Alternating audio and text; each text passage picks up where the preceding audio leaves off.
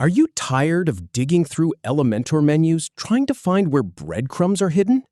Learn the exact 9 clicks to add breadcrumbs to your site in under 4 minutes.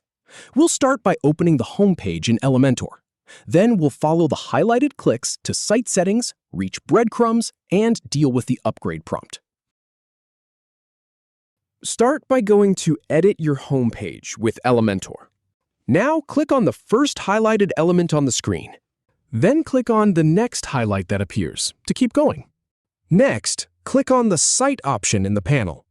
Then click on Site again to move forward. Now click on Breadcrumbs from the list.